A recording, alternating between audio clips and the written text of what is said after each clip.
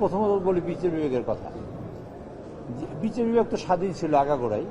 সেই আগাগোড়া স্বাধীন বিচার বিভাগের, বিশেষ করে এই বিচার বিভাগের স্বাধীনতা আমরা বিএনপি বেগম খালেদা জিয়ার সময় আমাদের মাননীয় নেত্রী এবং তিনবারের সফল প্রধানমন্ত্রী তার সময় আমরা এটা আইন করেছিলাম।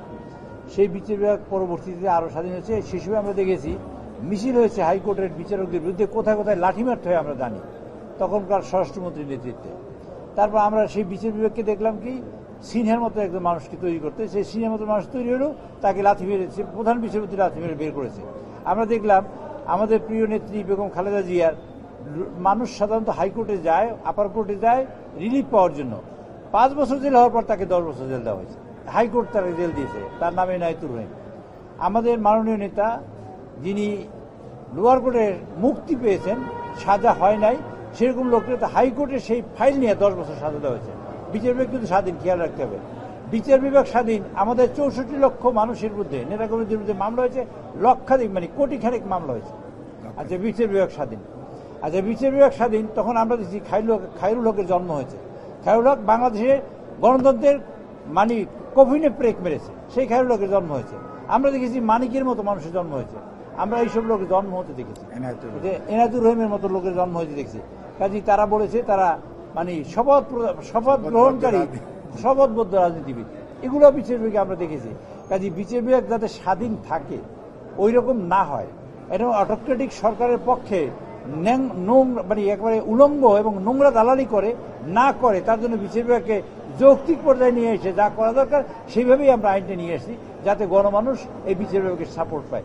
মানুষের শেষ আশ্রয়স্থল হল বিচার বিভাগ। কাজে মানুষ গিয়ে বিচার বিভাগে যেন মানে ন্যায্য বিচার পায়, সেই ন্যায্য বিচারের ব্যবস্থা করেছে আজকের আইন।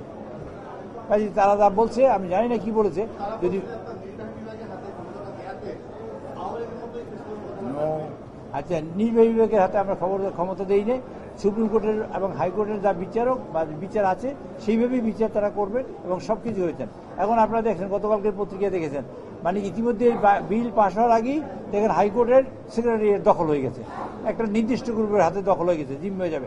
সেখানে জিম্মি হলে আপনাদের মতো বা আমাদের মতো মানুষ, সাধারণ মানুষ এদেরকে নিয়ে বিচার পাবে না।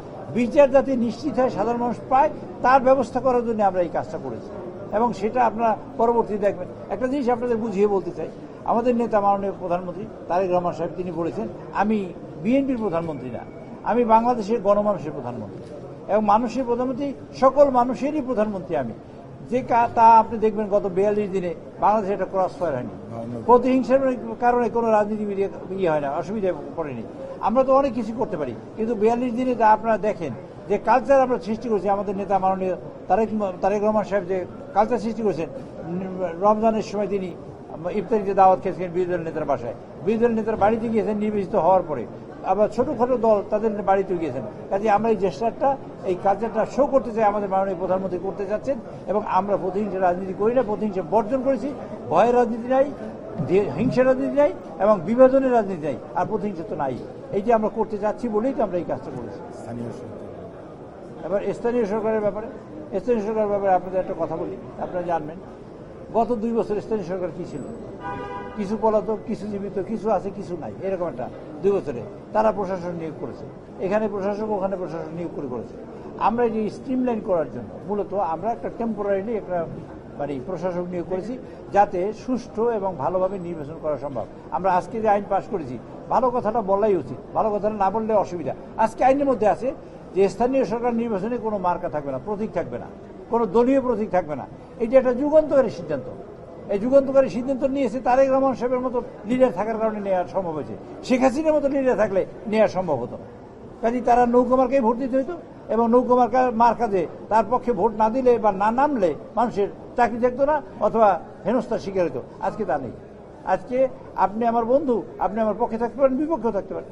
কাজে এই যে যুগান্তকারী সিদ্ধান্ত নিয়েছে, আমরাই আজকে আইনে পাশ করেছি যে কোনো রকমের স্থানীয় সরকার নির্বাচনে কোনো প্রতীক থাকবে না, এই সিদ্ধান্ত নিয়েছি। এবং যত দ্রুত সম্ভব আমরা স্থানীয় সরকারের নির্বাচন দেব এবং আপনারা দেখবেন অচিরেই সেই সব নির্বাচন হবে এবং যেসব মানুষের ভোট দিয়ে নির্বাচিত করে তারাই এই স্থানীয় সরকারের নেতৃত্ব দেবে। আপনাদের সকলকে ধন্যবাদ।